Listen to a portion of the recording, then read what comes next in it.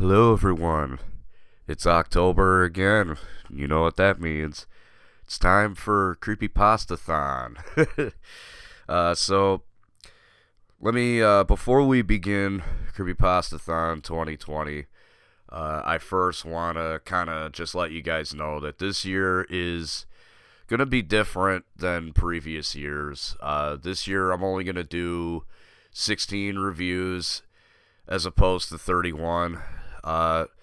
Things have just I really didn't have a lot of time to prepare for this year, which is why I didn't release a trailer. I didn't release any kind of artwork leading up to it. There was just like no hype for Creepypasta-Thon this year. It was not intentional, but just a lot of things going on this year, and unfortunately I didn't have as much time as I normally do. So I am going to post a review every other day of October leading up to Halloween. I still wanted to get some form of Creepypasta-Thon out to you guys. Last year kind of just fell apart. I wasn't able to finish, and then I tried doing mashups, but that wasn't working. So I do want to apologize for not being able to finish it last year. But this year for sure, I am gonna do 16 reviews. I am gonna get these videos out for you guys. I'm also gonna be doing a different format with Creepypasta-Thon this year. I'm gonna try listening to the story that I'm gonna review the night that I post the video, and just kind of give my raw, honest thoughts about it, straight after listening to the story, and trying more of a unscripted, shooting from the hip kind of thing. So if these videos get a little bit discombobulated, I think that's what I'm looking for. If they're a little bit if I kind of go off and it sounds like I'm speaking and I'm a little incoherent, that's because I'm not reading off of a script. I'm trying something different, trying to just kind of, like I said, shoot from the hip and just go off script. So we'll see how that works. But anyway, guys, with all that said, let's get started. First story for Creepypasta-Thon 2020 is called The Hunt, and it's by Word Dogger. I think I'm reading that right. But this one is, the title is pretty much what you would expect.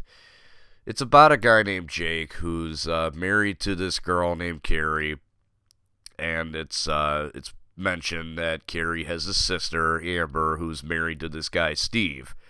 Now, Jake and Steve haven't really been able to bond, and, not that they hate each other or they dislike each other. They just, there's no connection. They're not buddies or anything, and they're married to a pair of sisters. So, Jake's wife, Carrie, suggests that they go out hunting for the weekend. So, they end up going up to, the wilderness kind of thing, where hunters hunt, that kind of thing.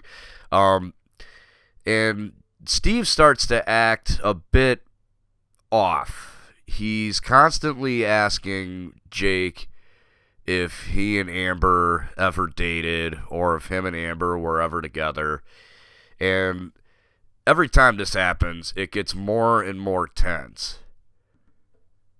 Now, I guess it is worth mentioning that supposedly Jake and Amber did apparently have a bit of a thing. It was like a one-night stand. I don't remember if Steve was around when that happened, if him and Amber were dating, or I think it is mentioned that they were. I'm not sure. Don't quote me on that. But Steve essentially decides he's going to shoot Jake. He's going to kill him. And he basically gives him a heads up. He just kind of tells him, like, if you're here in the morning, I'm probably going to shoot you. Which prompts Jake to do what any person in that situation would do. He sneaks out of the house. Steve tries to hunt him down, but gets eaten by a bear. The next day, Jake goes into town. He tries to get a hold of his wife, Carrie, but he can't. But she won't answer the phone. He gets a hold of the police, and they send a car for him.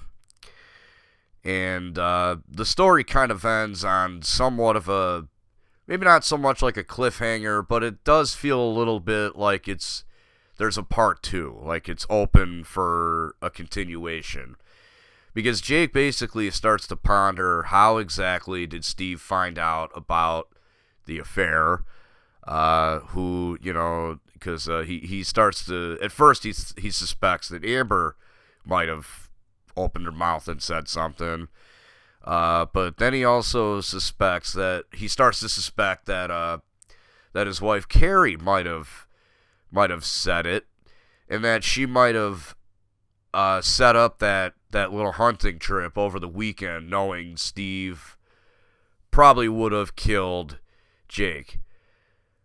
So, yeah, I guess overall, this one, I think the story strength really comes in the middle of it. The dialogue between Steve and Jake, just the intensity of their conversations when they're talking about this supposed affair are really the best parts of the story, I think. That's where most of the scary parts, I think, come in. There isn't really too much of like a hunting kind of element to it. It's just called The Hunt, I guess. But yeah, there's definitely a lot of gruesome things in this story. There's a lot to like about this story. Like I said, I think it's pretty well written for the most part. The dialogue between Jake and Steve, the two characters, there's a lot of tension. It's pretty intense. It's overall, this story is pretty decent. Not the greatest creepypasta story I've ever read or listened to, but still pretty good. It's a little over 30 minutes if you choose to listen to the audio. So, yeah, I would overall say this is a good one. I do give it a recommendation, and yeah. Alright, guys, so that's going to do it for the first installment of Creepypasta-Thon. What are your thoughts on this story? Have you guys listened to the audio? Have you heard, or did you read it? What did you think about it? Whatever your thoughts are, throw them in the comment section below. And like I said, guys, I really do appreciate it. You guys watching these or listening to the audio, whatever you choose to do. I really do appreciate it. And I'm looking forward to the rest of the month. So, anyway, guys, that's going to do it for tonight. And I will see you in the next one.